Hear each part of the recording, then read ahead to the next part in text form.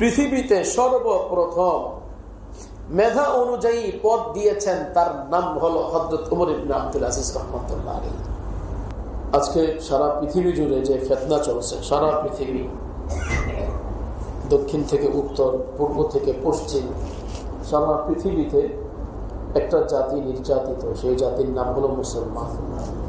সব জায়গায় সারা পৃথিবী জুড়ে যে ফিতনা হচ্ছে, এই ফিতনার মূল কারণ হলো আমরা মূল ছেড়ে দিয়েছি, আল্লাহর বিধান ছেড়ে দিয়েছি। আল্লাহ যে একজন আছে সেই বিশ্বাস আমাদের থেকে উঠে দিয়েছে। একটা জামানা ছিল বড় বড় আলেমদেরকে কাজী হওয়ার জন্য লোক দেখানো হয়েছে, তারা এই পদ গ্রহণ করে নাই। কারণ যখন কোনো মানুষ পদ গ্রহণ করে, ইনসাফ কায়েম করা বড় কষ্টকর। হযরত ইমামে আজম আবু হানিফা রাহমাতুল্লাহি আলাইহি, তিনি বহুত বড় একজন ইমাম ছিলেন। সর্বপ্রথম ফিকহ তাদবিন করেছেন ইমামে আজম আবু হানিফা রাহমাতুল্লাহ আলাইহি। ইমামে আজম আবু হানিফার জীবনে যতগুলো পরিবর্তন এসেছে, এই পরিবর্তনের কারণ হলো বিভিন্ন সময় বিভিন্ন মানুষের কাছ থেকে বিভিন্ন কথা শুনে তার জীবনে পরিবর্তন এনেছে। তিনি প্রথম একদিন বসা ছিলেন, এক মহিলা এসে প্রশ্ন করলেন, সুন্নত তরিকায় স্বামী স্ত্রীকে তালাক দিবে, তরিকাটা কি? ইমামে আজম আবু হানিফা বলেন, আমি জানি না, আমি এই পড়াশোনা করি না। তুমি কাম করো, কুফার জামি মসজিদের হাম্মাদ ইবনে আবি সুলাইমান তার কাছে যাও, তিনি বলতে পারবেন, আর তিনি যা উত্তর দিবে আমাকে শোনাবে। ওই মহিলা হাম্মাদ ইবনে আবি সুলাইমানের কাছে গেলেন, সুন্নত তরিকায় তালাক দেওয়ার পদ্ধতি জানলেন, ইমামে আজম আবু হানিফাকে শোনালেন। তিনি মনে মনে আফসোস করলেন যে আমি এই মাস্টারটা জানলাম না। তখন তিনি প্রতিজ্ঞা করলেন, এখন থেকে আমি ফিকহ শিখব। তাই তিনি আগে ইলমে কালামের প্রতি তার জোর ছিল, মুনাজারা খুব করতেন, এগুলো সব ছেড়ে দিয়ে ফিকহের ইলম শেখার জন্য চলে গেলেন হাম্মাদ ইবনে আবি সুলাইমানের দরবারে কুফার জামি মসজিদে। এমন শিক্ষা শিখলেন যে পৃথিবীর শ্রেষ্ঠ ফকিহ নাম হলো ইমামে আজম আবু হানিফা রাহমাতুল্লাহ আলাইহি। তিনি প্রথম জামানায় অর্ধ রজনী পর্যন্ত ইবাদত করতেন। একজন মানুষ বলল, দেখো দেখো, ওই একজন মানুষ, এই মানুষটা সারা রাত নামাজ পড়ে, কোনোদিন ঘুমায় না। এই কথা শোনার পর থেকে ইমামে আজম আবু হানিফা 40 বছর পর্যন্ত রাত্রে ঘুমান নেই, এশারের ওযু দিয়ে ফজরের নামাজ আদায় করেছে। একজন মানুষের একটি কথার কারণে মানুষ আমার সম্পর্কে ধারণা করে, আর আমি রাত্রে ঘুমাবো, তাহলে মানুষ তো মিথ্যাবাদী হবে। 40 বছর পর্যন্ত ইমামে আজম আবু হানিফা রাহমাতুল্লাহ আলাইহি রাত্রে ঘুমান নেই। হযরত ইমামে আজম আবু হানিফা রাহমাতুল্লাহ আলাইহি জীবনের প্রথম তার ফতোয়া ছিল, নফল সদকা উত্তম নফল হজের চেয়ে। এই ফতোয়া ইমাম আজম আবু হানিফার ছিল। নফল সদকা করো, 2-4-5 লাখ টাকা যা খরচ হবে হজের জন্য, এটা গরিবদেরকে দিয়ে দাও। কিন্তু ইমামে আজম আবু হানিফা রাহমাতুল্লাহ আলাইহি যখন হজ করলেন আর হজের কষ্ট দেখলেন, তখন তিনি ফতোয়া চেঞ্জ করলেন আর বললেন, না না, আমার ফতোয়া ঠিক হয়নি। ফতোয়াটা এখন এটাই, নফল হজ নফল সদকার চেয়ে অনেক উত্তম। তার কারণ আল আজরু আলা কদরি নাসাবিকুম, যেই পরিমাণ কষ্ট হবে ওই পরিমাণ সওয়াব বেশি হবে। হজের মধ্যে যে কষ্ট হয়, শারীরিক কষ্ট, মানসিক কষ্ট, আর্থিক কষ্ট, এই কষ্টটা নফল সদকার মধ্যে হয় না। অতএব তিনি ফতোয়া চেঞ্জ করলেন এবং বাস্তবে আমল করে দেখাইলেন। ইমামে আজম আবু হানিফা রাহমাতুল্লাহ আলাইহি 55 বার হজ করছেন। সুবহানাল্লাহ। কতবার হজ করলেন? 55 বার হজ করলেন। ফতোয়া চেঞ্জ করলেন না, হজের মধ্যে প্রচুর কষ্ট হয়, অতএব এর সওয়াবও বেশি হবে, আর হজ যে করলে তার মালে বরকত হবে। ইমামে আজম আবু হানিফা রাহমাতুল্লাহি আলাইহি তিনি এমন একজন ইমাম ছিলেন, তৎকালীন যুগে সরকার ছিল আবু জাফর মনসুর, তিনি বড় আলেম ছিলেন, কিন্তু তিনি একটা জবরদস্তি একটা জায়গা ওয়াকফ করলেন, আরেকটা জায়গা দখল করলেন। সমস্ত আলেম থেকে দস্তখত নিলেন, হ্যাঁ বাদশাহ যেটা করছে সঠিক, ইমামে আজম আবু হানিফার কাছে যখন দস্তখত আনতে গেল, ইমামে আজম আবু হানিফা বললেন, দস্তখত মুখস্থ দেওয়া যায় না, যার সপক্ষে আমি সাক্ষী দিব তার সাথে আলাপ করতে হবে। বাদশাহ মনসুর এই কথা শোনার পর তৎকালীন যুগে যিনি কাজী ছিলেন আতা ইবনে আবি রাবাহ, তাকে বরখাস্ত করলেন। বরখাস্ত করার পর ইমামে আজম আবু হানিফাকে কাজী বানাইবার চেষ্টা করলেন, যে ওনাকেই কাজী বানাইতে হবে। 4 জন মানুষ সিলেক্ট করলো কাজী বানাবার জন্য। আর তৎকালীন যুগে কাজী মানি হাকিম, বাদশার পরে যার স্থান, বহুত বড় ওহদার মানি। আর কাজী মানে কি? বাংলাদেশ সারা ইসলামী বিশ্বের কাজী, সারা ইসলামী বিশ্বের কাজ, অর্ধ বিশ্বের কাজী হবে। বিশ্ব জুড়ে যার ফতুয়া চলবে, যার কাজাগিরি চলবে। ইমামে আজম আবু হানিফা, সুফিয়ান সাউরি রহমতুল্লাহ আলাইহি, মিসহাব ইবনে কিলাম, শরীক, এই 4 জনকে সিলেক্ট করলো। এই 4 জনের যে কোনো একজনকে কাজীর নিয়োগ দেওয়া হবে।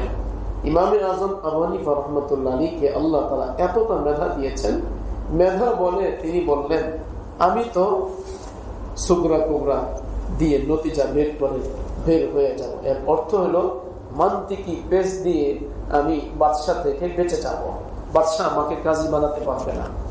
মিসহাব ইবনে কিলাম পাগলামি করে বাদশার কাছ থেকে বেঁচে যাবে। সুফিয়ান সাউরি কৌশলে বাদশার কাছ থেকে দূরে সরে যাবে। কাজী শরীফ সে আর পারবে না, বাধ্য হয়ে তাকেই কাজী বানানো হবে। ইমামে আজম আবু হানিফা রহমতুল্লাহ আলাইহি সহ এই 4 জন যখন বাদশার দরবারে গেলেন, দেখেন একটা সময় আলেমদেরকে কাজী বানাতে চাইছে, কাজী হতে চায় না। আর এখন মানুষ পদের জন্য পাগল। হ্যাঁ, পদের জন্য মানুষ পাগল। যাদের পদ আছে ছাড়তে চায় না, আর যাদের পদ নাই পদে আসতে চায়। এই জন্য দুনিয়া বর্তমানে ফিতনার কারণ। ফিতনার মূল কারণ হলো যারা আছে তারা ভাবে এই কথা যে আমরা আজীবনের জন্য এই পদ ক্রয় করে নিয়েছি। আর যাদের নাই এরা ভাবে যে খাইলে একজন খাবে কেন, সবাই। এই হলো বর্তমান সময়ের অবস্থা।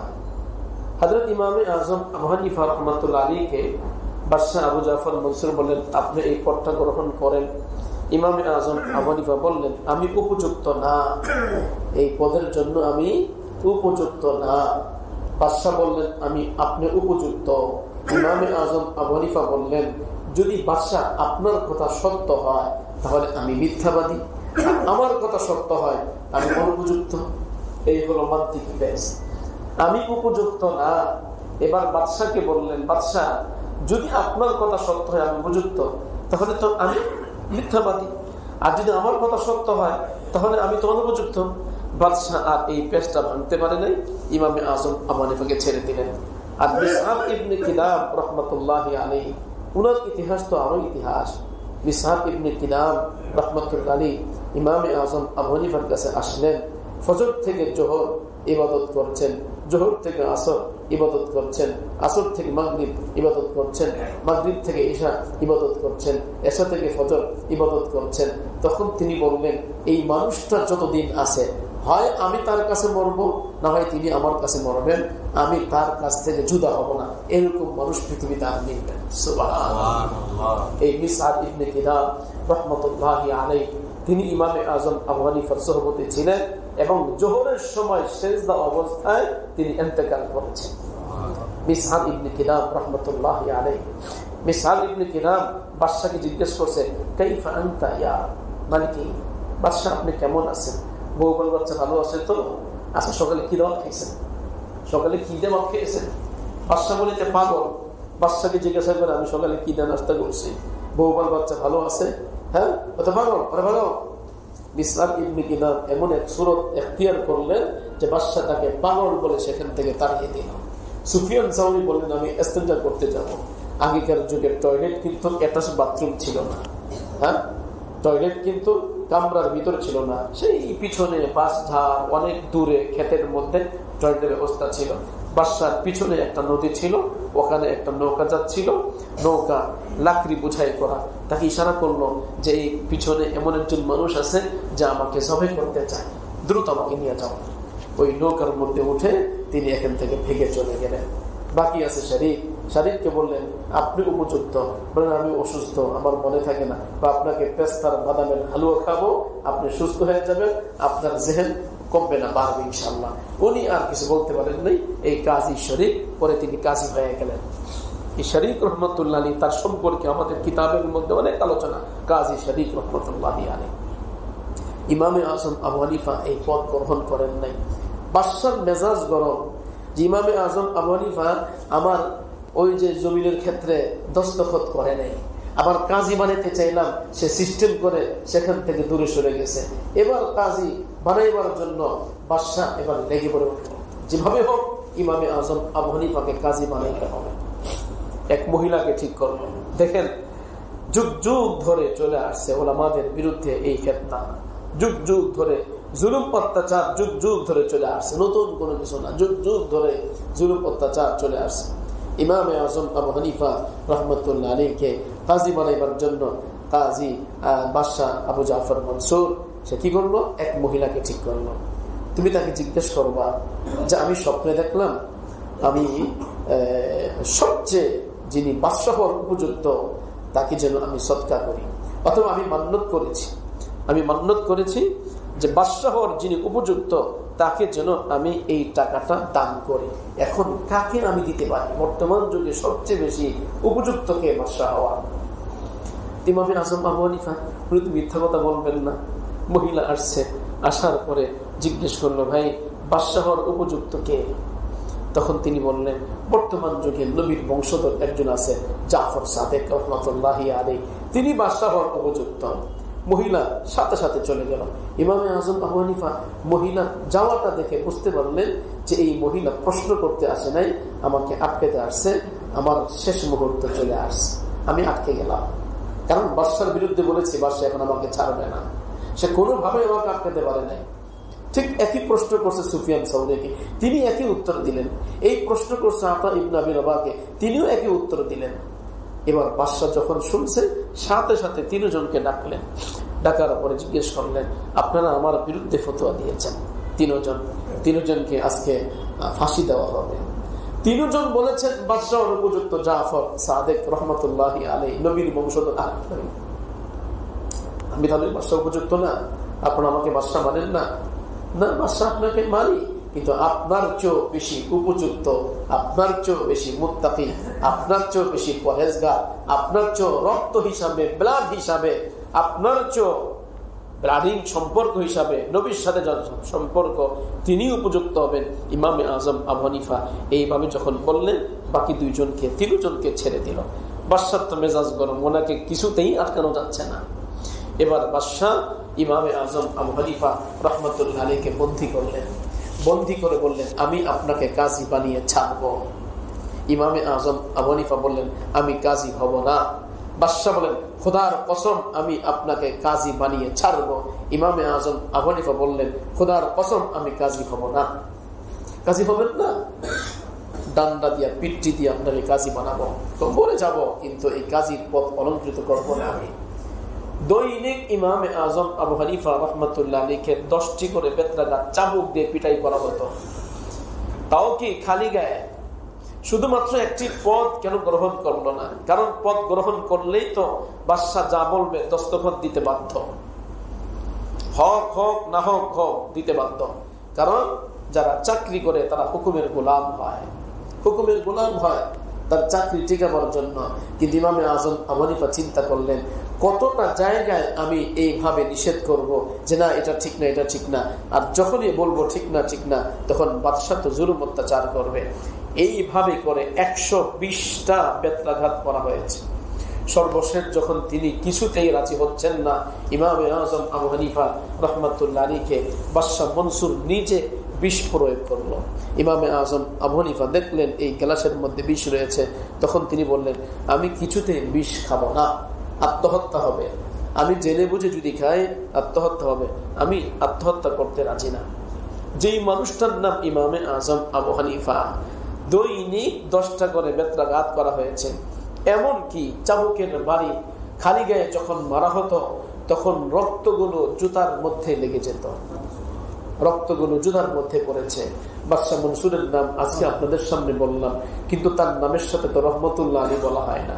তার কারণ জালিম যারা হয় তাদের সাথে রহমতুল্লাহ বলা হয় না, জালিমদের ক্ষেত্রে ব্যবহার করা হয় আলহামদুলিল্লাহ। জালিম যারা হয় তাদের ক্ষেত্রে ব্যবহার করা হয় আলহামদুলিল্লাহ।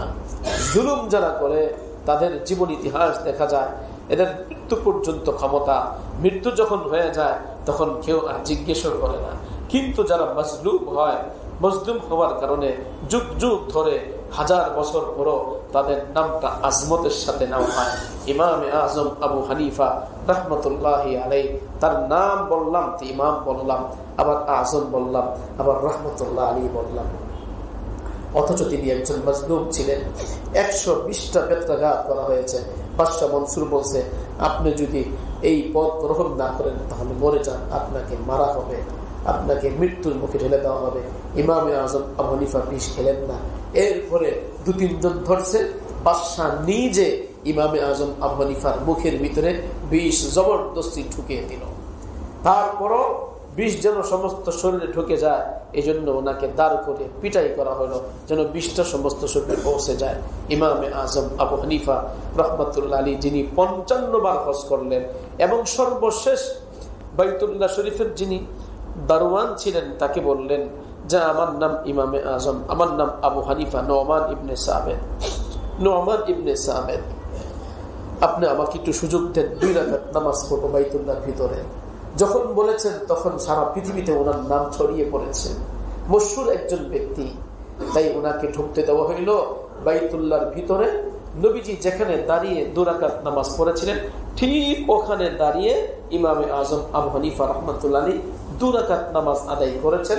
প্রথম রাকাতে 15 পারা, দ্বিতীয় রাকাতে 15 পারা, এশারার পর থেকে নিয়ে ফজর পর্যন্ত বাইতুল্লাহ শরীফের ভিতরে ঢুকে 2 রাকাত নামাজে 30 পারা খতম করে দিয়েছে ইমামে আজম আবু হানিফা রহমতুল্লাহ আলী। এত বড় ব্যক্তিত্বের অধিকারী ছিলেন, যিনি 55 বার হজ করছেন, যিনি 40 বছর লাগাতার ফজরের নামাজ আদায় করেছেন এশারের ওযু দিয়ে, যিনি 40 বছর রাত্রে ঘুমান নাই।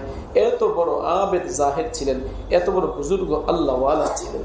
ইমামে মুহাম্মদ যখন ইন্তেকাল করেন, ইমামে আজম আবু হানিফা রহমতুল্লাহ আলী একজন ব্যক্তি তাকে স্বপ্নে দেখলেন। ইমামে আজম সম্পর্কে জিজ্ঞেস করলেন যে ভাই, ইমামে আজম আবু হানিফা কোথায়? এই ঘটনা আমার উস্তাদ আল্লামা মুফতি সাঈদ আহমদ পালনপুরি সাহেব রহমতুল্লাহ আলাইহি তিনি তুহফাতুল কারীর মধ্যে উল্লেখ করেছেন। ইমামে মুহাম্মদকে জিজ্ঞেস করলেন, আল্লাহ আপনার সাথে কি মুআমালা করেছে? তখন তিনি বললেন, আল্লাহর দরবারে যখন হাজির হইলাম, আল্লাহ পাক বললেন, হে মুহাম্মদ, আমি তোমাকে যদি জান্নাত না দিতাম তো রাতকে রাত কিতাব লেখার সুযোগ দিতাম না। রাত রাত কিতাব লিখেছ, রাতটাকে 3টা ভাগ করেছ, এক ভাগে ইবাদত, এক ভাবে ঘুম, আরেক ভাবে লেখালেখি। আমি আল্লাহ যাকে পছন্দ করি তাকে দিনের খেদমত করার তৌফিক দান করি। অতএব আমি তোমাকে মাফ করে দিয়েছি, আমি তোমাকে মাফ করে দিয়েছি। প্রশ্ন করা হইল, আপনার সাথে ইমাম আবু ইউসুফ কোথায়? আমার থেকে 2 ডিগ্রি উপরে আছেন। ইমাম আবু হানিফা কোথায়? হাই হা, উনি এত উঁচুতে আছেন তার পর্যন্ত যাওয়া সম্ভব না, তিনি অনেক উপরে আছেন, অনেক উপরে, ওনার মর্যাদা অনেক বেশি, অনেক বেশি, অনেক বেশি। ইমাম আবু হানিফা এত উচ্চতে আছেন, আল্লাহ তাআলা ইমাম আবু হানিফা রহমতুল্লাহ আলাইহিকে এত সম্মান দান করেছেন। এই ইমামে আজম আবু হানিফা রহমতুল্লাহ আলাইহি বাতিলের সামনে মাথা নত করেন নাই, বাতিলের সামনে মাথা নত করেন নাই, কাজীর পদ তিনি গ্রহণ করেন নাই। সর্বশেষ বিষ প্রয়োগ করে ইন্তেকাল করানো হইল। ওনার জানাজা একবার না, একসাথে পড়তে পারে নাই, বাস এক একজন আসছে পড়তেছে, এক একজন আসছে পড়তেছে, মানুষ ধরে না। কি করব? তার সন্তান জানাজার নামাজ পড়েন নাই। হাম্মাদ একটি মাত্র ছেলে। ইমামে আজম আবু হানিফার কোনো মেয়ে ছিল না। হানিফা ওনার কোনো মেয়ের নাম না, ওনার কোনো মেয়ে নাই। যদি কেউ বলে থাকে এটা গলত কথা। আল ফিকহুল আকবর কিতাবের শুরুতে এই ওয়াকিয়া লেখা আছে, তাজকিরাতুল মুহাদ্দিসিনের মধ্যে এই ওয়াকিয়া লেখা আছে। ইমামে আজম আবু হানিফার কোনো মেয়ে ছিল না, ওনার একটি মাত্র ছেলে ছিল, হাম্মাদ ইবনে নোমান, হাম্মাদ ইবনে আবি হানিফা। ওনার ছেলে জানাজার নামাজ পড়েন নাই। সর্বশেষ বাদশাহ মনসুরও জানাজার নামাজ পড়ছে। বাদশাহ মনসুর সে নিজেও জানাজার নামাজ পড়ছে, আর মনে মনে আফসুস করছে, হায় যাকে মারলাম সারা পৃথিবী জুড়ে তার সুনাম আর সুনাম, সারা পৃথিবীর মানুষ তাকে সম্মান করছে, কত লক্ষ লক্ষ মানুষ তার জানাজার নামাজ পড়ছে। একটা জামানা ছিল পদ নেওয়ার জন্য উলামায়ে কেরাম লালায়িত ছিলেন না, পদ নিতেন না। বাদশাহরা জুলুম করে আলেমদেরকে হত্যা করেছে। আল্লাহ তাআলা ইমামে আজম আবু হানিফাকে জান্নাতের আরো বেশি উঁচু মাকাম দান করেন। এজন্য আব্দুল্লাহ দাউদি রাহমাতুল্লাহ আলাইহি তিনি বলেছেন, ইমামে আজম আবু হানিফার যারা নাকি অনুসারী আছে তাদের জন্য জরুরি ইমামে আজম আবু হানিফার জন্য প্রত্যেক নামাজের পরে দোয়া করা, প্রত্যেক নামাজের পরে দোয়া করা। আল্লাহুম্মা আরহাম ইমাম আল আজম আবু হানিফা রাহিমাহুল্লাহ তাআলা, এইভাবে দোয়া করতে থাকা। আল্লাহ তাআলা আমাদের সবাইকে এই বড় ইমামের অনুসরণ করে জান্নাতি হওয়ার তৌফিক দান করেন। আরেকজন বাদশার কথা আপনাদেরকে শোনাই, যে বাদশার কথাটা ইমাম বুখারী রাহমাতুল্লাহ আলাইহি নিজে উল্লেখ করেছেন 6 নম্বর পৃষ্ঠায় কিতাবুল ঈমান অধ্যায়ের মধ্যে। কিতাবুল ঈমান অধ্যায়ের মধ্যে উল্লেখ করেছেন বাদশার নাম হলো ওমর ইবনে আব্দুল আজিজ রাহমাতুল্লাহ আলাইহি।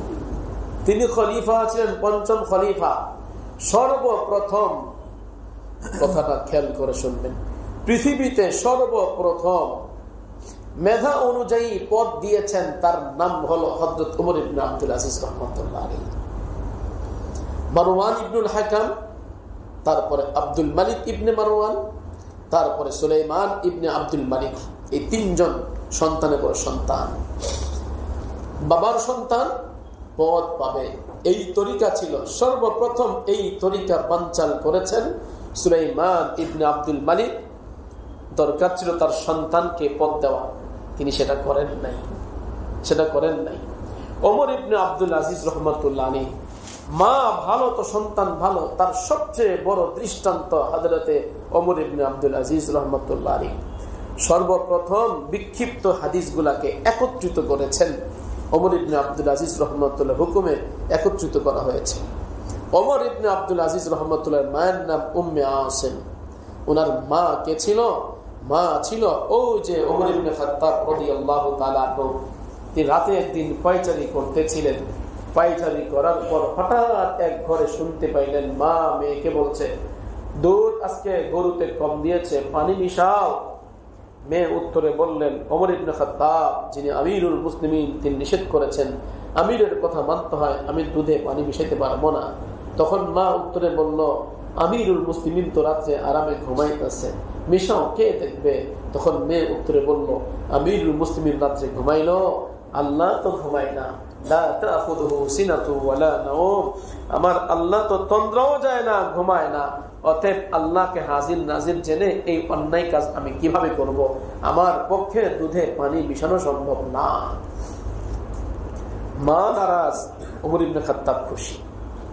বাসায় আসলেন, তার সন্তান আসিমকে বললেন, বাবা তোমার জন্য মেয়ে তালাশ করতেছিলাম, কতদিন হয় মেয়ে তালাশ করে পায় না, আজকে এক আল্লাহওয়ালা মেয়ে তালাশ করে পেয়েছি, তুমি রাজি থাকলে তোমার বিবাহ আমি দিতে রাজি।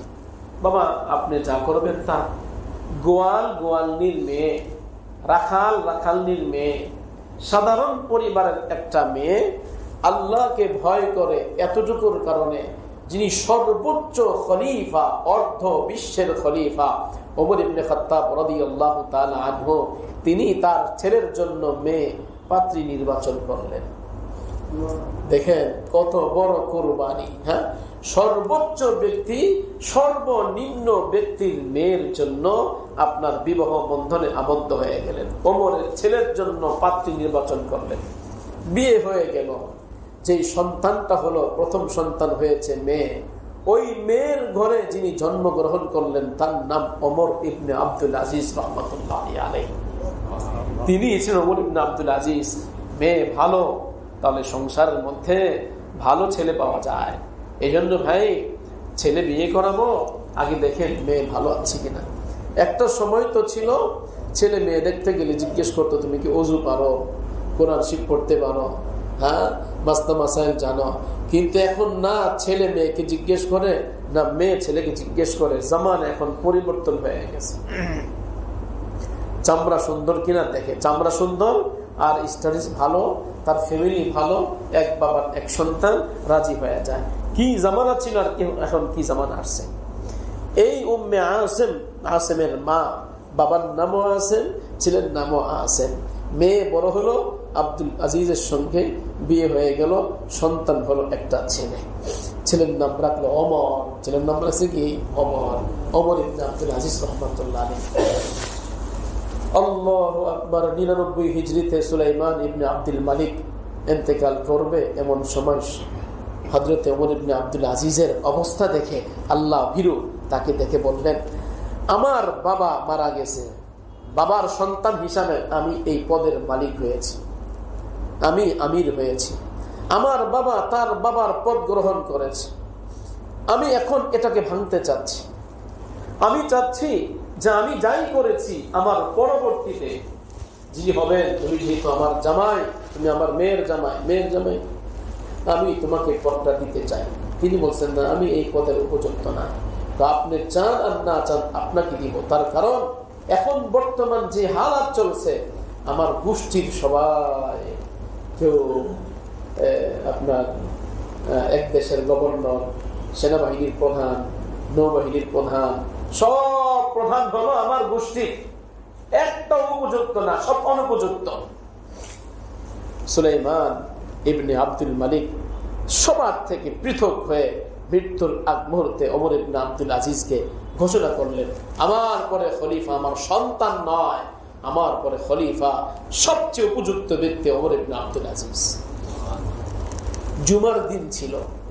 জুমার দিন যখন ঘোষণা করা হইল, এখন থেকে এদেশের না, সারা ইসলামী বিশ্বের হুকুমতের বাদশা হবে ওমর ইবনে আব্দুল আজিজ রহমতুল্লাহ আলাইহি, সাথে সাথে তিনি পাঠ করলেন, ইন্না লিল্লাহি ওয়া ইন্না ইলাইহি রাজিউন। এটা পাঠ করলেন, সাথে সাথে পাঠ করলেন, হ্যাঁ আমার জিন্দেগি শেষ। দেশ চালানো সবচেয়ে বড় কষ্টের বিষয়। ইনসাফের সাথে কোরআন হাদিস মোতাবেক দেশ চালানো, এর চেয়ে কষ্ট আর কিছু হতে পারে না। আমি কিভাবে চালাবো? সর্বপ্রথম তিনি ঘোষণা করলেন। এরপরে তিনি, জুমার সময় হয়েছিল, তাই তিনি জুমার খুতবা দেওয়ার জন্য যখন তিনি দাঁড়ালেন, প্রথম যে ঘোষণা করলেন, যেহেতু আমাকে খলিফা বানানো হয়েছে, তাহলে আবার আমার পক্ষ থেকে কথা শোনো, স্বজন প্রীতি বন্ধ করব। প্রথম ঘোষণা, প্রত্যেকটা ক্ষেত্রে সুন্নত চালু করব। এখন থেকে আমি সুন্নত চালু করব, বেদাত বন্ধ করব। নবীজির যতগুলো সুন্নত, প্রত্যেকটা সুন্নত দেখে দেখে আমি চালু করার চেষ্টা করব, এবং যতগুলো বেদাত আছে সবগুলো বেদাত বন্ধ করব। স্বজন প্রীতি বন্ধ করে আমি পদের মালিক বানাবো মেধা অনুযায়ী।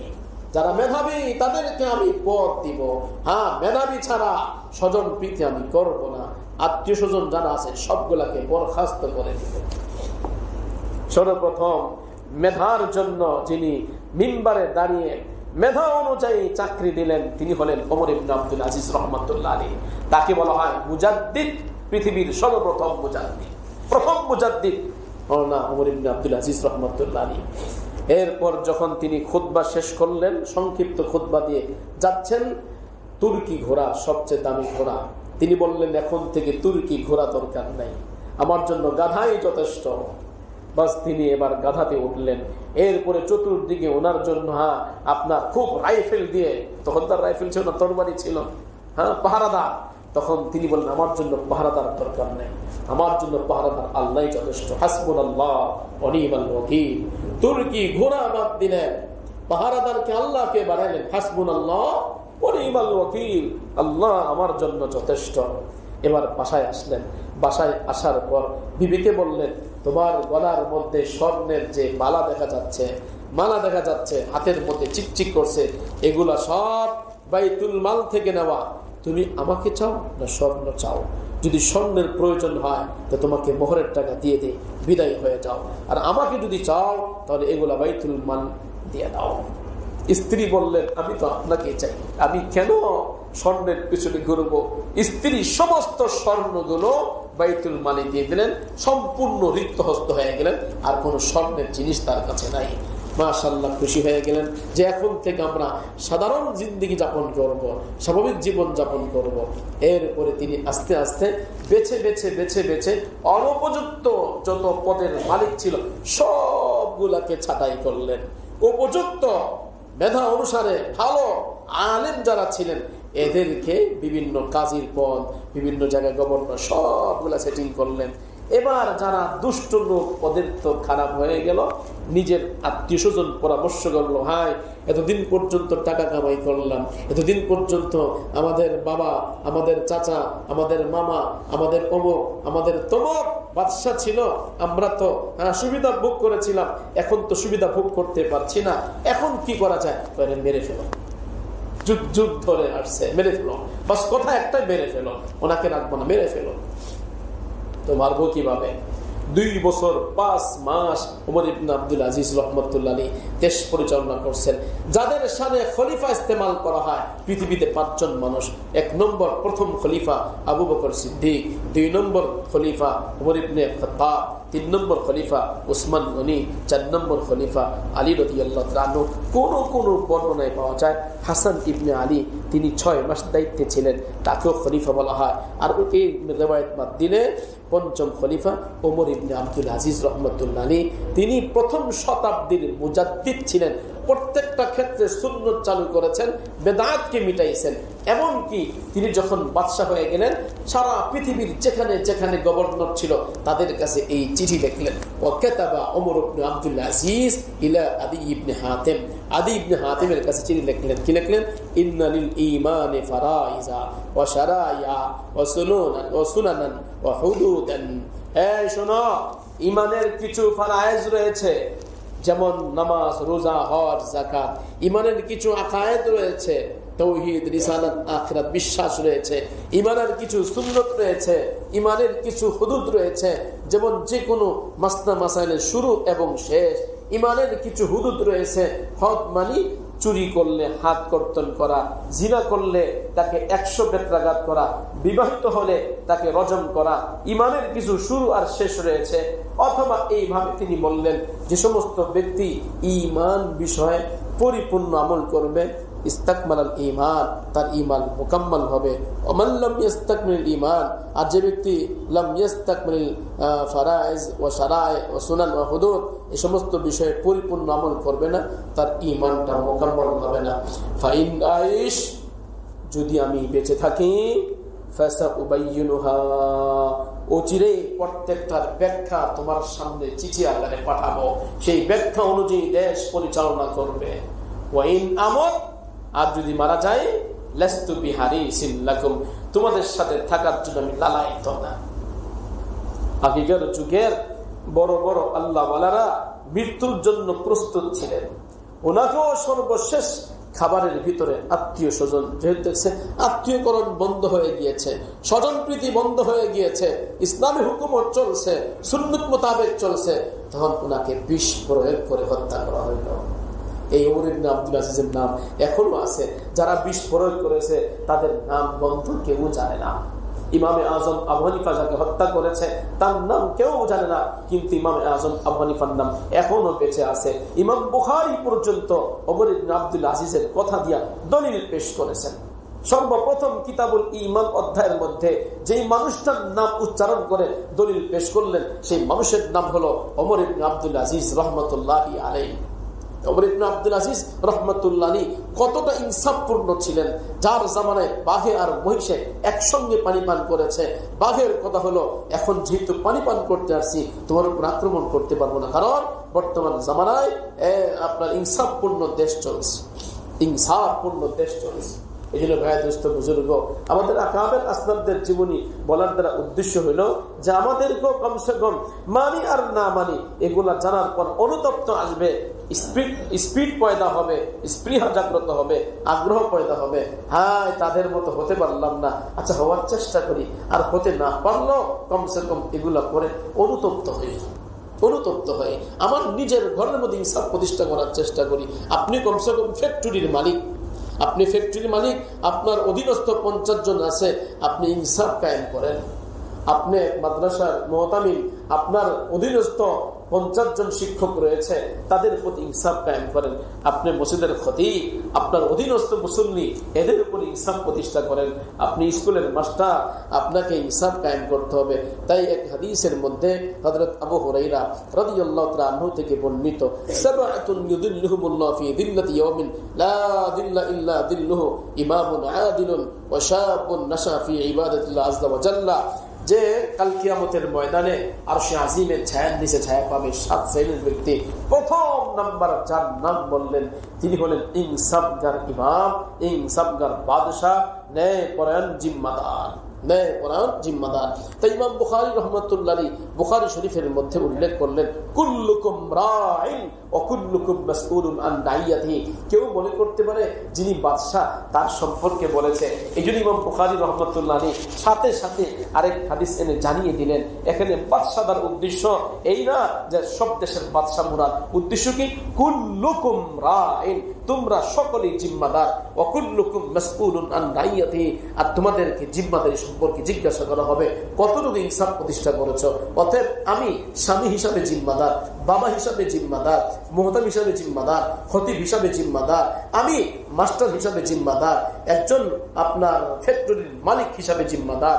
অতএব দেশের প্রধান সেও জিম্মাদার, সে বড় জিম্মাদার, পার নাই। এই জন্য আল্লাহ পাক বলছে নামাজ যে পড়ে সে মুসলমান, আর যে নামাজ পড়ে না সে গায়রে মুসলিম। নবীজি ইরশাদ করেছেন আল ফারকু বাইনাল মুসলিমি ওয়াল কাফিরি তারকুস সালাতি, নামাজ পড়লে মুসলমান, নামাজ না পড়লে মুসলমান না। আর নামাজ পড়ার জন্য খুশু খুজুর সাথে নামাজ পড়তে হয়। খুশু খুজু পয়দা করার তরিকা কি? নামাজ যখন পড়বে ধ্যান করো যেন তুমি আল্লাহকে দেখতে পাচ্ছ। এটা যদি ভাব পয়দা না হয় প্রত্যেকটা আয়াতের তর্জমার প্রতি খেয়াল করো। তাই সূরাতুল ফাতিহা প্রত্যেক রাকাতের মধ্যে পড়া হয়। প্রথম রাকাতে সূরাতুল ফাতিহা, দ্বিতীয় রাকাতে সূরাতুল ফাতিহা, তৃতীয় রাকাতে সূরাতুল ফাতিহা, চতুর্থ রাকাতে সূরাতুল ফাতিহা। সূরাতুল ফাতিহার মধ্যে কি আছে? আলহামদুলিল্লাহি রাব্বিল আলামিন, সমস্ত প্রশংসা কার? আল্লাহ। বলেন বলেন কার? আল্লাহ। আমি প্রশংসিত না, আল্লাহ প্রশংসিত। আল্লাহ। প্রশংসা আমার করা হবে না, আল্লাহ। আল্লাহ। এখন উল্টা হয়ে গেছে, আমার প্রশংসা করা হবে। এখন জামানা উল্টা হয়ে গেছে, আমার প্রশংসা, আমার প্রশংসা করা হবে। নামাজ পড়ো আর এটা ভাবো প্রশংসা তোমার না, প্রশংসা কার? আল্লাহ। আলহামদুলিল্লাহি রাব্বিল আলামিন। কেন? আর রহমানির রহিম, তিনি দয়াবান, রহিম তিনি দয়াশীল, অনেক দয়াবান দয়াশীল। রহমান ফিদ দুনিয়া রহিম ফিল আখিরাহ, দুনিয়াতে রহমান আখিরাতে রহিম। দুনিয়াতে সবাইকে খাওয়ায়, আখিরাতে সবাইকে খাওয়াবে না, একমাত্র যারা মুসলমান তাদেরকে খাওয়াবে, আর বেঈমান কাফের ওদেরকে জাহান্নাম দিবে। এই জন্য রহমান এখানে হরফ 5টা, রহিম হরফ 4টা। এখানে দয়া বেশি, ওখানে দয়া সীমিত, একমাত্র যারা মুসলমান তাদেরকে দিবে। অর্থ এটা, রহমান ফিদ দুনিয়া রহিম ফিল আখিরাহ। 3 নম্বর শব্দ কি? 3 নম্বর বাক্য কি? মালিক ইয়াউমিদ্দিন, বিচার দিবসের মালিককে। প্রত্যেকে জিম্মাদার। বেইনসাফ করবা, অন্যায় করবে, অপরাধ করবে, সাবধান সাবধান, বিচার দিবসের মালিক আল্লাহ। দুনিয়ার জিন্দেগি কয়দিনের জিন্দেগি? দুনিয়ার জীবন কয় দিলে? কতদিন বাঁচবে? 70 বছর, 80 বছর, 90 বছর, 100 বছর? মারা গেলে ওই জগতে তোমার সাথে আর কেউ থাকবে না। এখন দেখা যায় সবাই আছে, মৃত্যুর পরে আর কেউ থাকবে না। আসছি একা, যাবো একা, সঙ্গে নিব কি? সঙ্গে নিব দুটো নাম, আল্লাহ ও রাসূল। দুনিয়াতে আসছি একা, যাবো একা। কিসের জন্য দুনিয়া? কোন পাগলের জন্য দুনিয়া? দুনিয়ার জন্য মানুষ এত অন্ধ হয়। এই জন্য নবীজি সর্বশেষ বিদায়ী হজের ভাষণে যে কথাটা বলছে, আজকের জন্য ওই কথাটা বলি আজকের আলোচনা শেষ করব। বিদায়ী ভাষণে নবীজি সর্বশেষ কথা বলেছেন। সর্বশেষ কথা কি বললেন? সিবাবুল মুসলিমি ফুসুকুন ওয়া কিতালুহু কুফরুন। এই মুসলমান, একে অপরকে গালি দিবে না, একে অপরকে গালি দিবে না। একজনের ইজ্জত আরেকজন নষ্ট করবে না। যদি গালি দাও কবিরা গুনাহ। সাবধান, কোন মুসলমান কোন মুসলমানকে হত্যা করতে পারে না। যদি হত্যা করো ঈমান নাই, কুফরি। ওয়া কিতালুহু কুফরুন, হত্যা করা কুফরি। নবীজি বলেন না সে কাফের হয়ে গেছে, কুফরি। কাফের যে কাজ করে তুমি সেই কাজ করলা, কুফরি কাজ করলাম, কুফরি কাজ করেছি। এই জন্য একজনকে গালি দেওয়া কবিরা গুনাহ আর হত্যা করা কুফরি। আজকাল আমাদের কাছে দুটোটাই আছে, গালিও দেই আবার হত্যাও করি, দুটোটাই আমাদের মাঝে আছে। ওই দিন আমি 10 নম্বর আসছিলাম মাদ্রাসার একটা কাজে, এই 4-5 দিন আগে হবে, টাইলস কিনবো, যাচ্ছি রিক্সা করে, হঠাৎ দেখলাম অনেক মানুষ জড়িত, বেনারসি পল্লীতে অনেক মানুষ একসাথে জমা। কি হলো, একটা মানুষকে লাঠি দিয়ে পিটানো শুরু করছে। হ্যাঁ, এখন এমন ঘুষি আর পিটানো, মনে হয় ওই লোকটা মারা গেছে, বেঁচে থাকার কথা না। এখন মানুষ মারাটা সাপ মারা, যেমন গ্রাম দেশে দোরা সাপ দেখছেন আমরা, দোরা সাপ বাচ্চারা পিটায় পিটায় মারে, এখন মানুষ মারা দোরা সাপের মতো হয়ে গেছে। মানে মানুষের মূল্য দোরা সাপের মতো হয়ে গেছে, মানুষের কোন মূল্য নাই, মানুষ মূল্যহীন হয়ে গেছে। দ্বিধারছে পাখির মতো মারছে, দ্বিধারছে মানুষকে মারছে। অথচ আমরা স্বীকার করি যে আল্লাহ আমাদের রব, নবী আমাদের রাসূল, মুহাম্মদ আমাদের রাসূল। কথা ঠিক না বেঠিক? আমরা মুসলমান দাবি করি, লা ইলাহা ইল্লাল্লাহ মুহাম্মাদুর রাসূল, কালিমা পাঠ করছি। কিভাবে হত্যা করা হয়, কিভাবে গালি দেওয়া হয়, তাই মুসলমান কিভাবে হত্যা করা হয়, কিভাবে গালি দেওয়া হয়? হত্যা যখন হয়ে যাবে তখন এটা কুফরি, ঈমান তো নাই, ইসলাম তো নাই। বিদায়ী হজের ভাষণে নবী এটা খুব তাকিদ দিয়ে বলেছেন, গালি দিবে না, একজনের ইজ্জত আরেকজন নষ্ট করবে না, সাবধান, একে অপরকে হত্যা করবে না, আমি রাসূল তোমাদেরকে নিষেধ করছি। আমাদের বাবা, আমাদের মুরব্বী, ইসলাম ধর্মের সবচেয়ে বড় যিনি, যার মাধ্যমে ইসলাম ধর্ম আসলো, মুহাম্মদুর রাসূলুল্লাহ সাল্লাল্লাহু আলাইহি ওয়াসাল্লাম, তিনি নিজে নিষেধ করছেন, হত্যা করা নিষেধ, গালি দেওয়া নিষেধ, ইজ্জত নষ্ট করা নিষেধ।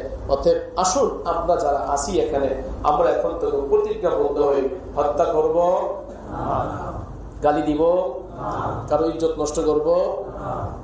এখন হচ্ছে কিনা দেশে কথা হচ্ছে কিনা? কেন? ইসলাম সম্পর্কে স্টাডি নেই, মোতালা নাই, জানা নাই, আমাদের জানা নাই। এই জন্য আপনাদেরকে একটা দোয়া শিখাই দিব, এই দোয়াটা বেশি বেশি বলেন, আল্লাহুম্মা খিরলি বাংলাদেশ ওয়াখতারলি বাংলাদেশ। বাংলাদেশের জন্য কল্যাণের ফয়সালা করুন। আল্লাহর উপরে ছেড়ে দিলে আল্লাহ পাক যেটা ভালো সেটাই ফয়সালা করবেন। আল্লাহ আপনি আমাদের দেশের জন্য কল্যাণের ফয়সালা করেন, মারামারি কাটাকাটি হানাহানি যেন বন্ধ হয়ে যায়, আমরা যেন সুখে শান্তিতে ইসলামের উপর চলতে পারি, ছেলে মেয়ে সুন্দরভাবে জীবন যাপন করতে পারি। এই দোয়াটা কি করা যায় না? কারো পক্ষ হইল না, কারো বিপক্ষ হইল না, ভালো জানেন কে? আল্লাহ। আল্লাহর উপরে ছেড়ে, আল্লাহর উপর ন্যস্ত করে দিই, আল্লাহ আপনি খায়রের ফয়সালা করেন। আল্লাহুম্মা খিরলি বাংলাদেশ ওয়াখতারলি বাংলাদেশ। এটা চলতি ফিরতি ইস্তেখারা, যেটা কল্যাণকর সেটা করেন, অকল্যাণ দূর করে দেন। যে অর্থটা, যে বাক্যটা পাঠ করলাম এর অর্থ, যেটা কল্যাণকর সেটা ফয়সালা করেন, আর যেটা ক্ষতিকারক ওটা দূর করে দেন। ভালোটা সিদ্ধান্ত করেন আর ক্ষতিটা দূর করে দেন, সহজ। এবং আপনি বুঝেন কোনটা ভালো আর কোনটা খারাপ। আমি জানি না, আমার সেই ক্ষমতা নেই কোনটা ভালো আর কোনটা খারাপ। এই জন্য ভাই দোস্ত বুজুর্গ, আমরা যারা আছি অন্তত পক্ষে আমরা নিজের হাতকে সাবধান রাখি। আমার হাতে যেন একটা পাখি পর্যন্ত হত্যা না হয়। একজন বেশ্যা মহিলা একটা কুকুরকে পানি পান করায় জান্নাতি হয়েছে, কুকুরকে পানি পান করেছে। আর একজন আবেদা জাহেদা মুত্তাকি পরহেজগার নারী একটা বিড়ালকে বেঁধে রেখেছিল, বিড়ালকে বেঁধে রেখেছে, ওই বিড়ালটা পানি পান করতে পারে নাই, পোকামাকড় কিছুই খেতে পারে নাই, সেও ছাড়ে নাই। বিড়ালটা যখন মারা গেছে, বিড়ালের বদদুয়ায় ওই আবেদা জাহেদা নামাজি মুত্তাকি পরহেজগার নারী জাহান্নামী হয়েছে। একটা বিড়ালকে কষ্ট দিয়ে মারার কারণে আবেদা নারী যদি জাহান্নামী হয়, আর একটা কুকুরকে পানি পান করা একজন বেশ্যা মহিলা যদি জান্নাতি হয়, কি করে একজন মানুষকে হত্যা করতে পারে? কি করে সম্ভব? এই জন্য ভাই দোস্ত বুজুর্গ, খুব সতর্ক থাকার চেষ্টা করি, আমার হাতে যেন কেউ কষ্ট না পায়, আমার হাত দিয়ে যেন কোনো মানুষ হত্যা না হয়। আল মুসলিমু মান সালিমাল মুসলিমুনা মিন লিসানি ওয়া ইয়াদি। নবীজি বলেছেন মুসলমান কাকে বলে? মুসলমান বলা হয় যার জবান দিয়ে কেউ কষ্ট পাবে না, যার হাত দিয়ে কেউ কষ্ট পাবে না। আমি নিয়ত করব যে আমি কাউকে কষ্ট দিব না, আমি কাউকে মারবো না, কাউকে জবান দিয়ে গালি দিব না। নিয়ত করতে পারি না? পারি ইনশাআল্লাহ। দায়িত্ব ছিল যতটুকু বলার আপনাদেরকে বললাম। আমাদের সবাইকে আমল করার তৌফিক দান করুন। ওয়া আখিরু দাওয়ানা আলহামদুলিল্লাহি রাব্বিল আলামিন ওয়া সাল্লাল্লাহু তাআলা আলা নবিয়িল উম্মি ওয়া আলা আলিহি ওয়া আসহাবিহি আজমাইন।